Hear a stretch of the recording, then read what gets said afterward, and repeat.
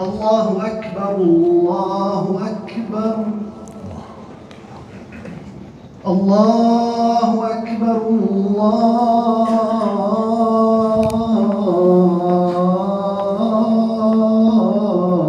الله أكبر أشهد أن لا إله إلا الله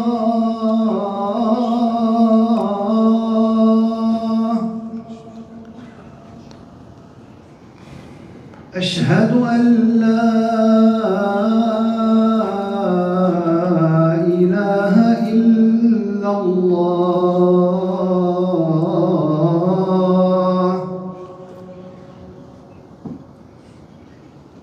أشهد أن محمدًا رسول الله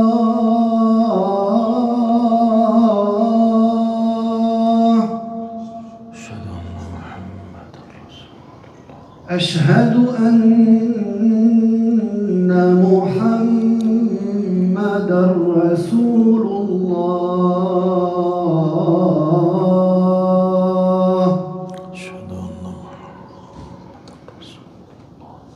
حي على الصلاة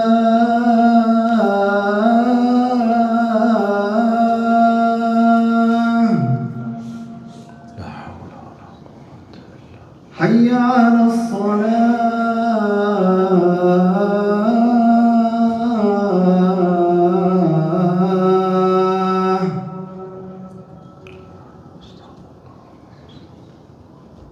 حي على الفلاح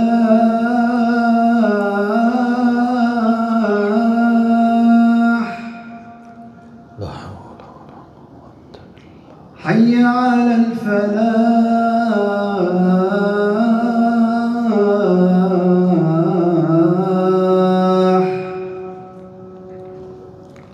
الله أكبر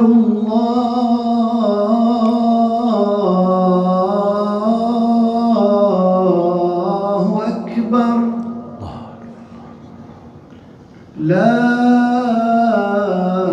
إله إلا الله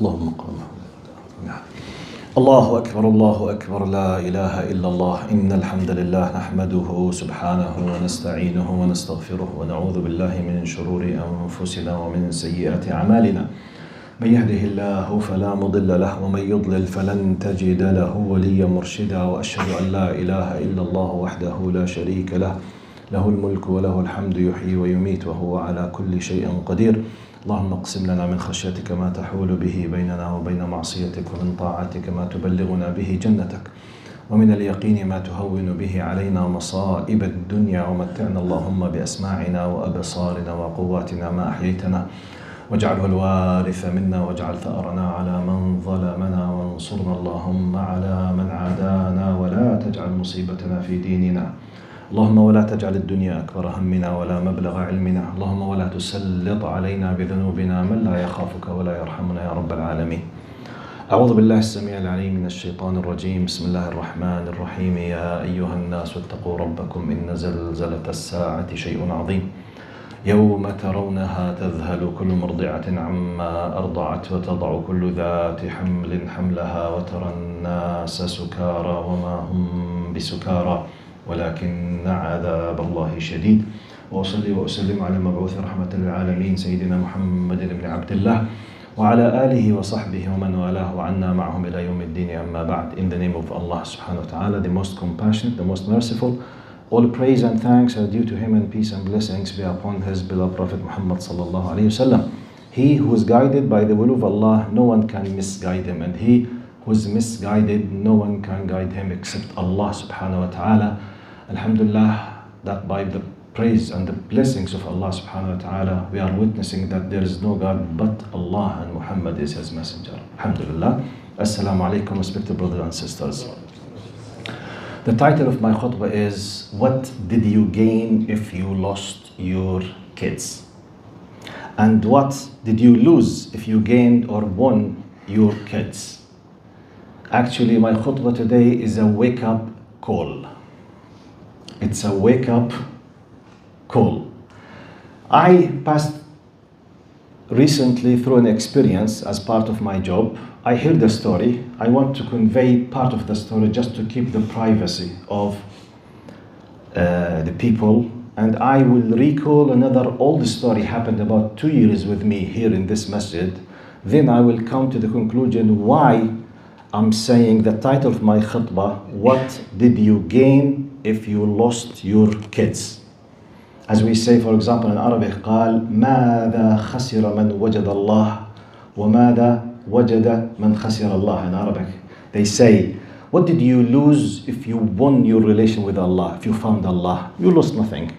And what did you gain if you lost Allah? Nothing. As an analogy, qiyas, the same thing. I'm saying, the majority of us, we are immigrants. The majority of us, we came to take care of our families. Whether we were forced to come or voluntarily we decided to come, regardless, the majority of us, we know, we believe, we do, we highlight that our families and our kids are our priorities. So therefore, if that's the case of the majority of us, if not all of us, I say, what did I gain if I lost my kids? Nothing. Which means my existence in Canada or North America or all the West, for whatever reason I could claim, if the end result or part of the end result was definitely I'm losing one or all of my kids, I'm losing everything. This is the idea. Now the first story, which was narrated to me, an Arab Muslim immigrant's family, their son, who is an adult, unfortunately decided to change his religion. May Allah give him guidance. Now he committed ridda and he started following another religion and he became very dedicated to this other religion. Up to this moment, I feel sorry. It's very sad.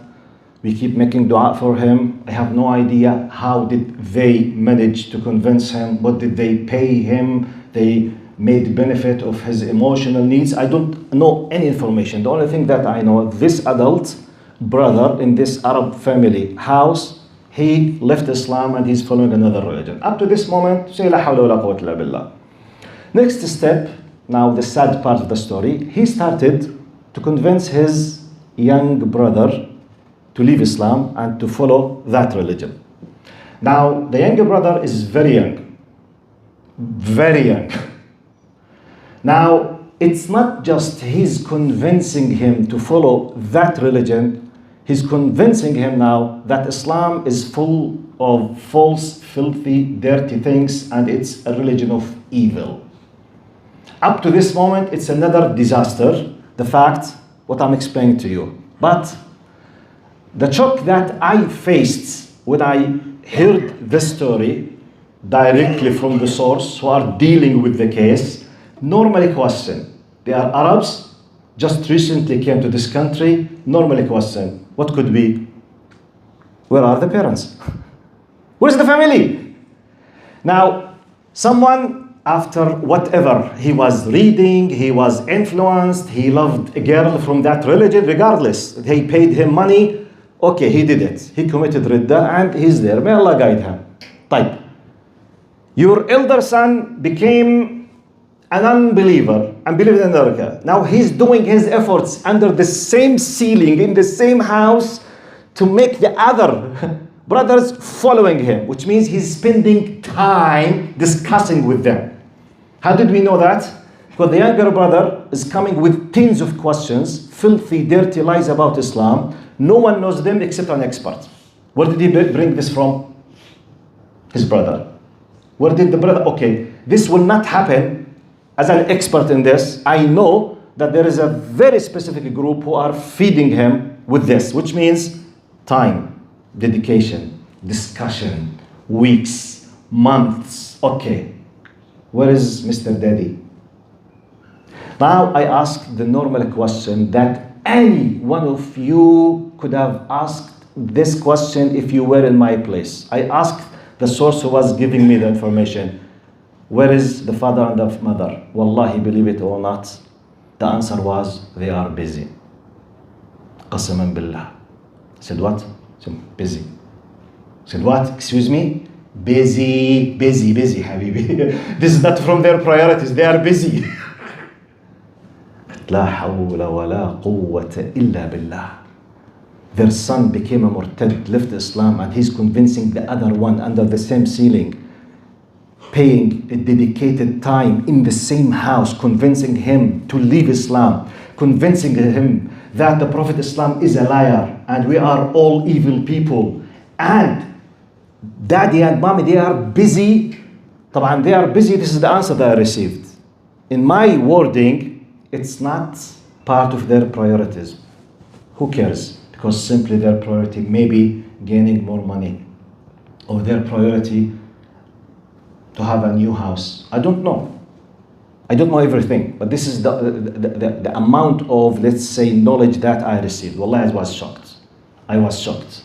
I was shocked from they are busy.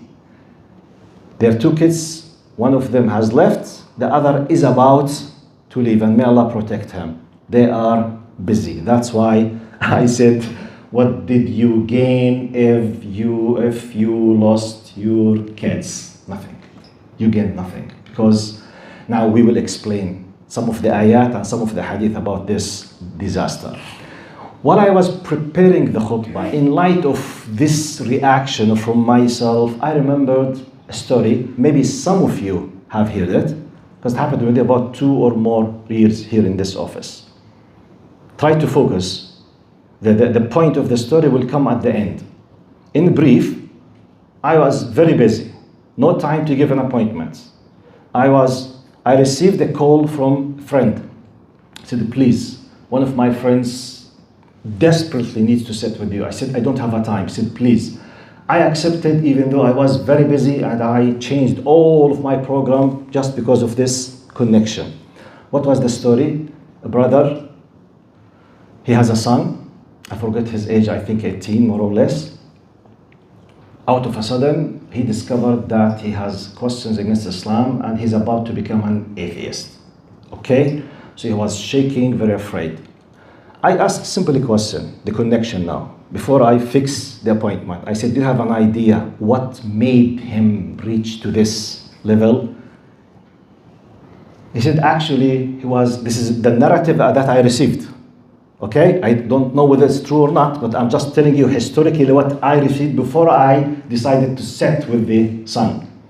The narrative says, this young man, when he was up to the age of 15, he used to be a very dedicated, let's say, musalli in one of the masajid, here, close to us.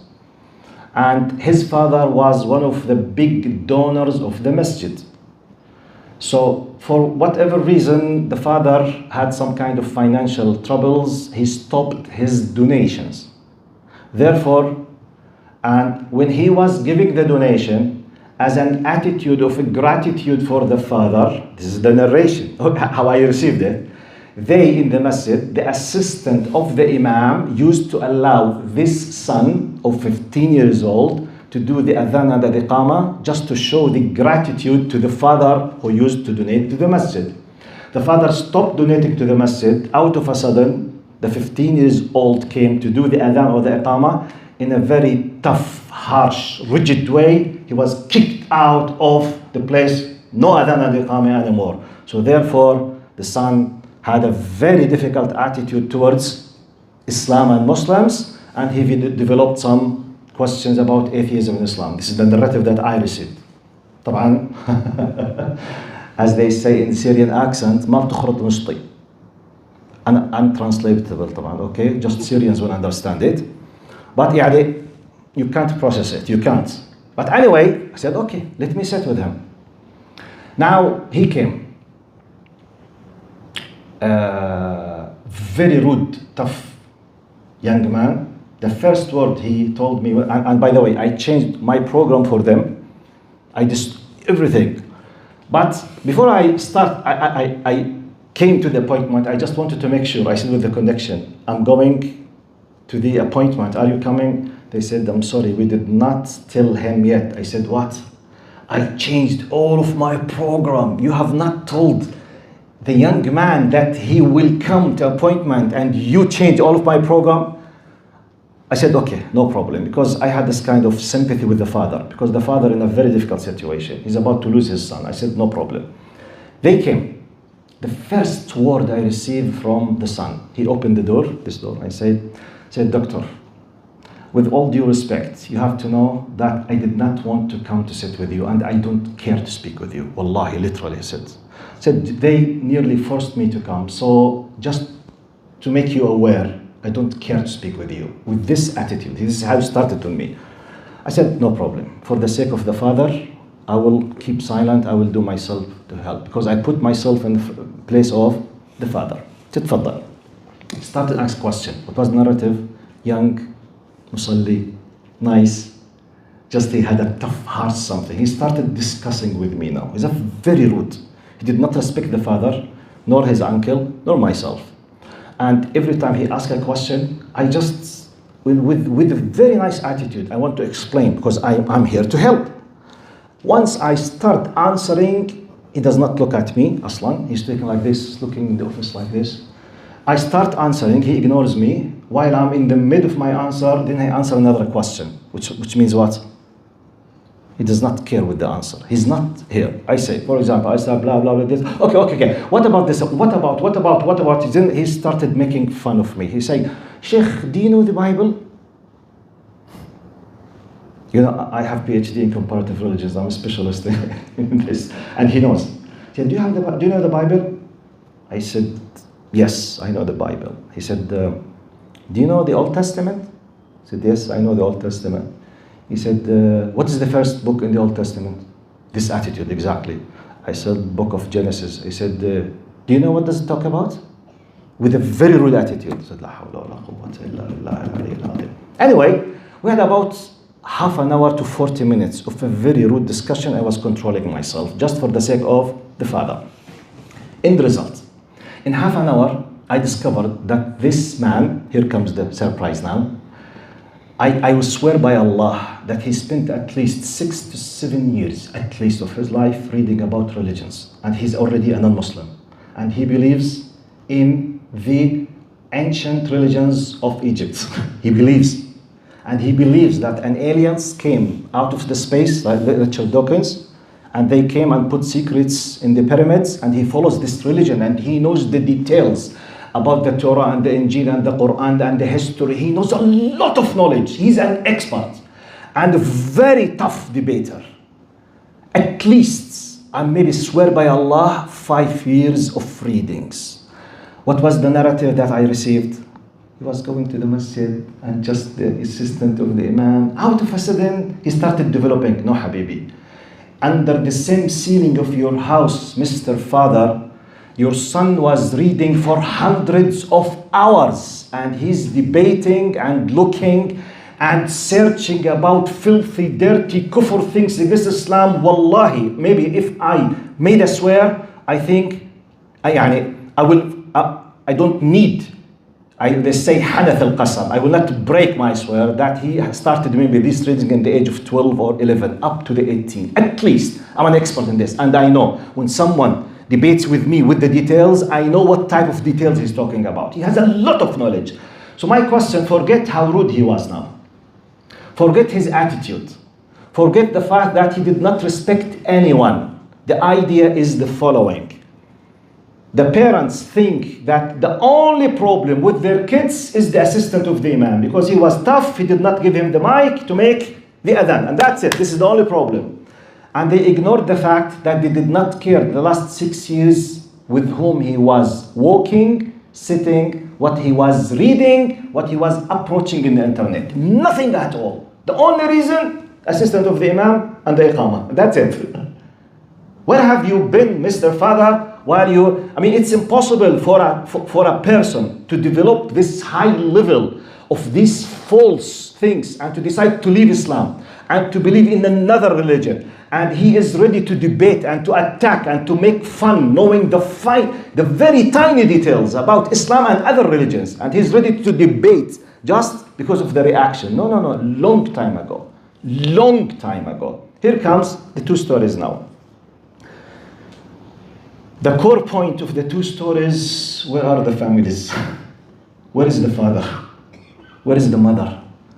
And I know, I'm not saying we are immune. We are not safe 100%. And I know any one of us, my son, my daughter, yourself, myself, could be attacked intellectually, emotionally. I know any one of us, even the adults, at a certain weakness points. Maybe you are suffering from some problem, you have a trauma, you are depressed for whatever reason. A doubt could come. Yes, we all exposed to that. But because of the Islamic system, because we have ulama, we have shuyukh, we have dua, we have salat jama'ah, we have the Friday prayer, we have the 5 times, we discuss, we listen. At the very beginning, the doubt, the seed of the doubt, the seed of the kufr, the seed of whatever, once about to be grown, it stopped from the very beginning. How do you know that? Because we have a family. What is the role of the family? Living together. What do they do when they live together? They communicate on the basis of respect and love on daily basis. They eat together at least one meal, whether the breakfast or something. What is the role of the father and mother? Taking care. They are caretakers. Caretakers of what? Food and drink. No. This is, I'm sorry for that. Even animals, they do this. We are humans. Our biggest role is their mind and their hearts, their faith, their ideas. What comes here, we need to protect them. We need to feed them with the right thing. We need to take care. Okay, not necessarily every one of us should be an expert. Now, not all of us experts in medicine. But once you feel that something wrong in the health of one of your kids, immediately you go to the expert. This is common sense. If you think your car is some lights in the tableau about something, you go to the mechanic. At the very beginning, he started asking some questions because a friend of him just threw some doubts. Immediately, you come to the expert.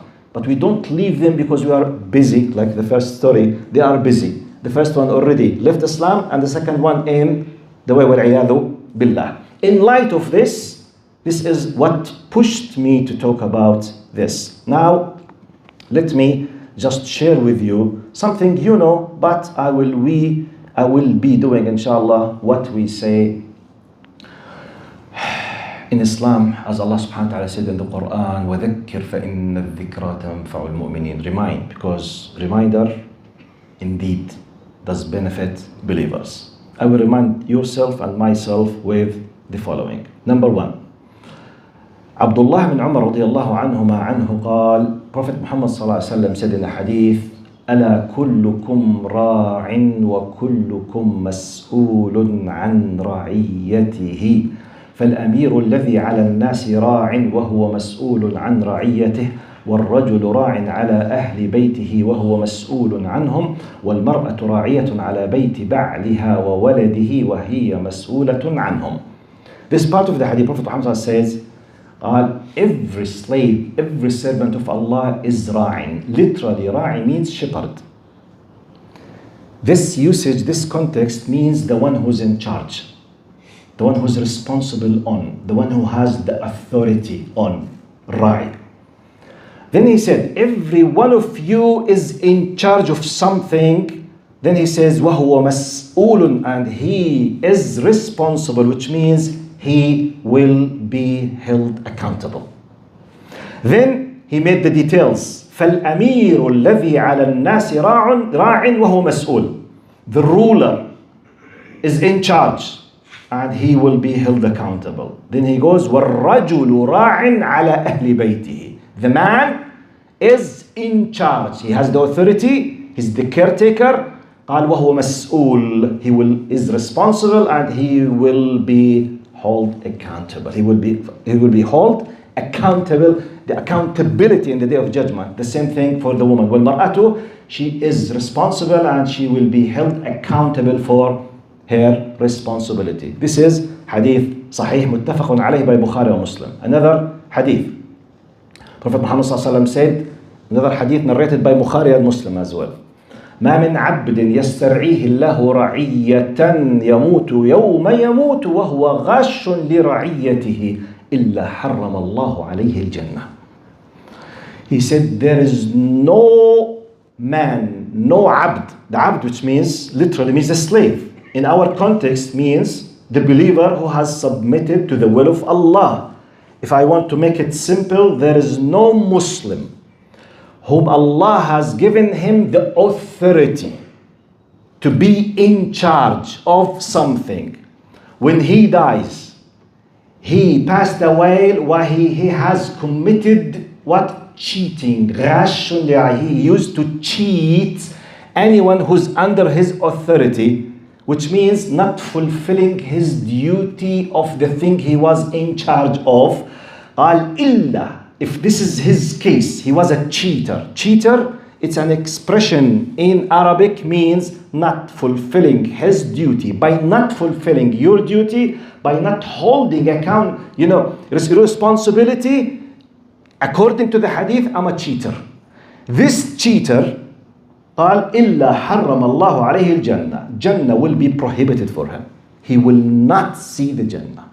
It's an Arabic high stylish rhetorical style, بلاغي, أسلوب بلاغي, to show how difficult and horrible it is when I'm in charge of something if I do not fulfill my duty. This is a general which is applicable on the political ruler, applicable on any minister, any prime minister, applicable on any police officer, applicable on anyone who's in charge, CEO of a company, the head of any institution, and by default, the father and the mother who's in charge of their families. Anyone who's in charge of something, if he did not fulfill, she did not fulfill his duty, Allah will make Jannah prohibited for him.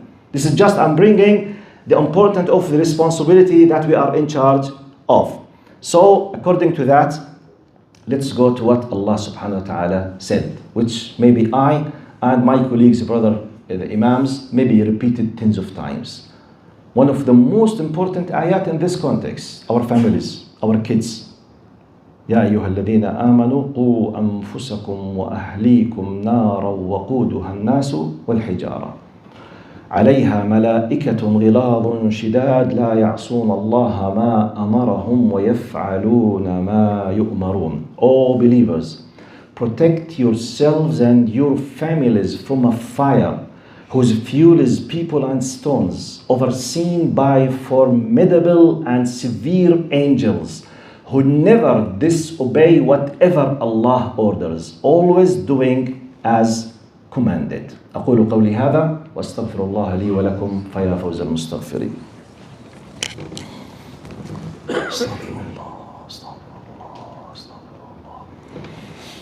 إن الحمد لله نحمده سبحانه ونستعينه ونستغفره ونعوذ بالله من شرور أنفسنا ومن سيئات أعمالنا. من يهده الله فلا مضل له ومن يضلل فلن تجد له وليا مرشدا. وأشهد أن لا إله إلا الله وحده لا شريك له له الملك وله الحمد يحيي ويميت وهو على كل شيء قدير. Bukhari and Muslim narrated in a very, very powerful message, hadith, that Prophet Muhammad sallallahu alaihi wasallam was accompanied by one of A'rab, a Bedouin from the deserts. His name is Al-Aqra radiyallahu anhu, Al-Aqra bin Habis Al-Tamimi. He was a Bedouin Sahaba. He was not living in Medina, outside. He was sitting with Prophet Muhammad sallallahu alaihi wasallam. قال, for Prophet Muhammad sallallahu alaihi wasallam, he received Al-Hasan bin Ali. He was a very, very small child. So he held him and he kissed him. قبل, he kissed Al-Hasan radiyallahu anhu. Al-Aqra bin Habis, according to his culture in the desert as a Bedouin, his reaction to Prophet Muhammad when he kissed Al-Hasan was the following in Bukhari and Muslim. He said, إن لي عشرة من الولد ما قبلت واحدا منهم. He said, Ya Rasulullah, I have 10 kids. The word walad in Arabic means males and females. كل مولود ولد. It does not mean boys. It means, kids, which could be males and females. He said, I have 10 kids, males and females. I have never ever kissed any one of them. And he said it in a way of as if, Ya Rasulullah, what are you doing? Do you kiss kids? in the Arabic style, the people in the desert, for them, their culture, their way of thinking, their whatever, they think, no. You should be very tough with your kids because showing sympathy and kind of soft attitude could spoil them. This is how they used to think. So he said it immediately in the face of Muhammad sallallahu alaihi wasallam. He said, I have 10 kids, I have never ever kissed them. Prophet Muhammad sallallahu alaihi wasallam replied to him, فقال رسول الله صلى الله عليه وسلم, إنه من لا يرحم لا يرحم. The one who does not show mercy will not be shown mercy. You know what does it mean? As if to analyze this word, Prophet Muhammad is telling him, the least of showing mercy to your kids is to hug them and to kiss them. The least. And if you do not show this, you are someone without mercy, and Allah will not show you mercy in the day of judgment. Directly in his face. Just for not kissing. Now, the idea is not the kissing itself.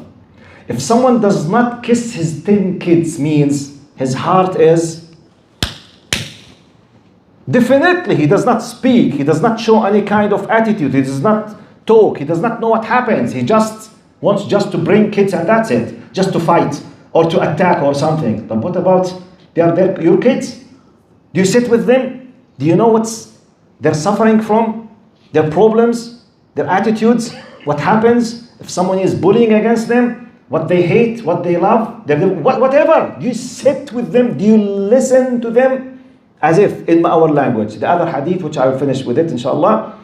And another hadith narrated by Imam Bukhari. And the narrator is Aisha radiallahu anha.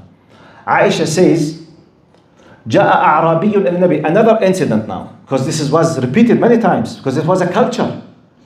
Aisha says, جاء أعرابي إلى النبي صلى الله عليه وسلم. In another narration by Ibn Majah, whether the same one or a second one, a group of Arab.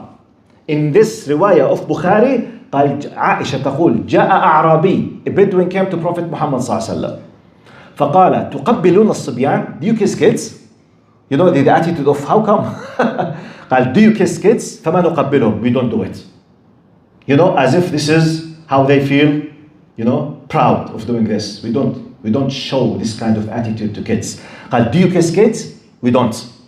قال فقال النبي صلى الله عليه وسلم أو أملك لك أن نزع الله من قلبك الرحمة. What can I do for you if Allah has taken mercy from your heart?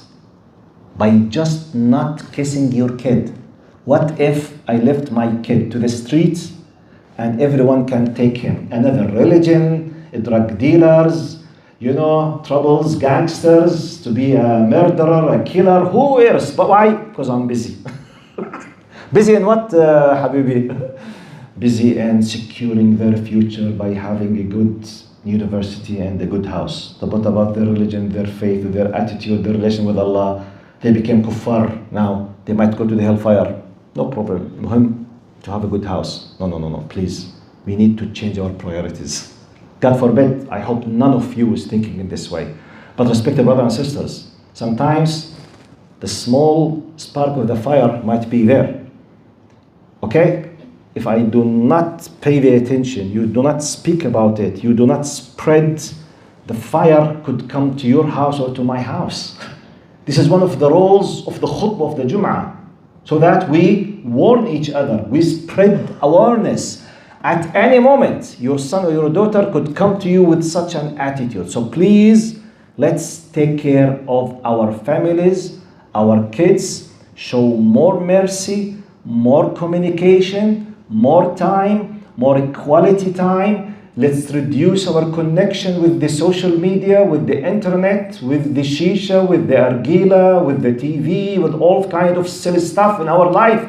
Let's have a very productive. Let's sit together, at least at the time of eating the food. Make a program. Let them enjoy food at home. Don't let them be connected with outside. Let them love sitting with you. You should be the closest friend to them as a father and as a mother. Ask Allah subhanahu wa ta'ala to protect your kids and to let them be from the best dua, inshallah, for the religion in this country and in the world, and not to be from the other group like we explained in the beginning of this khutbah. Allahumma ameen. Allahumma ighfir lana warhamna wa'afina wa'afu anna. اللهم ارحمنا فوق الأرض وتحت الأرض ويوم العرض عليك يا كريم. اللهم إنا عبيدك أبناء عبيدك أبناء إمائك نواصينا بيدك ماض فينا حكمك عدل فينا قضاؤك نسألك بكل اسم هو لك سميت به نفسك أو أنزلته في كتابك أو علمته أحدا من خلقك أو استأثرت به في علم الغيب عندك أن تجعل القرآن العظيم ربيع قلوبنا وجلاء أحزاننا وذهاب همومنا وغمومنا يا رب العالمين. اللهم ارحم والدينا ووالدي والدينا وأصحاب الحقوق والواجبات علينا يا رب العالمين. اللهم اغفر لهم واغسلهم بالماء والثلج والبرد ونقهم من الذنوب والخطايا والآثام كما ينقى الثوب الأبيض من الدنس. اللهم ارحمنا فوق الأرض وتحت الأرض يوم العرض عليك يا كريم وارزقنا الإخلاص في القول والعمل يا الله. إن الله يأمر بالعدل والإحسان وإيتاء ذي القربى وينهى عن الفحشاء والمنكر والبغي يعظكم لعلكم تذكرون. وأقم الصلاة.